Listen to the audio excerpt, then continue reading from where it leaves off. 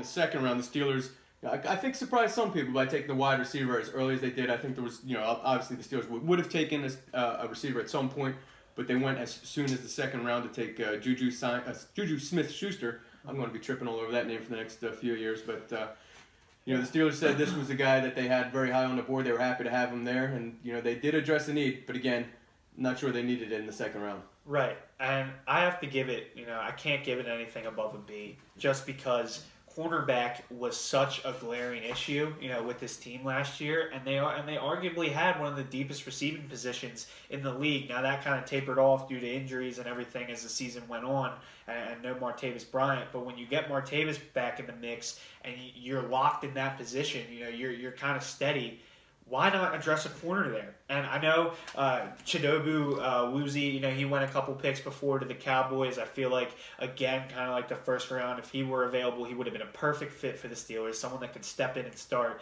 But instead, there's upside with this kid, youngest player in the draft, big possession receiver, Anquan Bolden Mold, who Haley worked with in his career. But it's puzzling because of how much of a need corner was, and I mean, for me at least. To me, it was, getting the receiver. It seems like you're still having to get insurance for Martavis Bryant, who was officially reinstated, albeit conditionally, a week earlier. That they still have to protect themselves against Martavis Bryant, and here they are, I'm not saying Smith-Schuster's a reach, but they're reaching for wide receivers.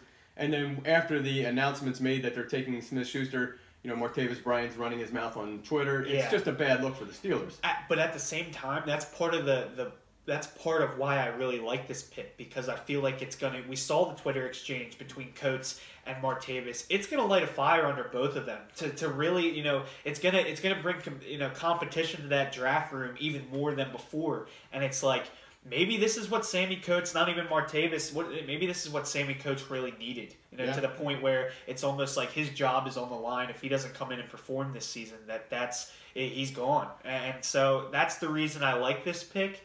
And he's also a very good red zone target, which the Steelers had issues with last season. He's good at jump balls. He's big, brings size. I think he's 6'2", and he has if you watch some of his clips, he has a really competitive streak.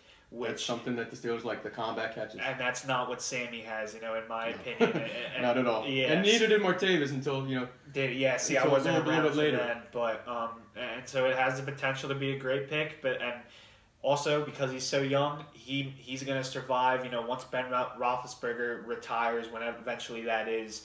As long as JuJu Smith-Schuster stays on that kind of upward trajectory, he's going to be around for post-Roethlisberger, which is a good target to have.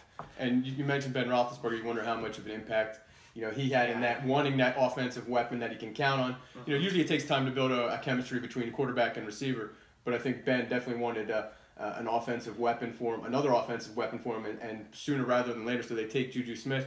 I'm giving that pick, I'll go B. That's what I said, just because it's like it's a double-edged sword. They needed a corner. They could have gotten a corner in that round.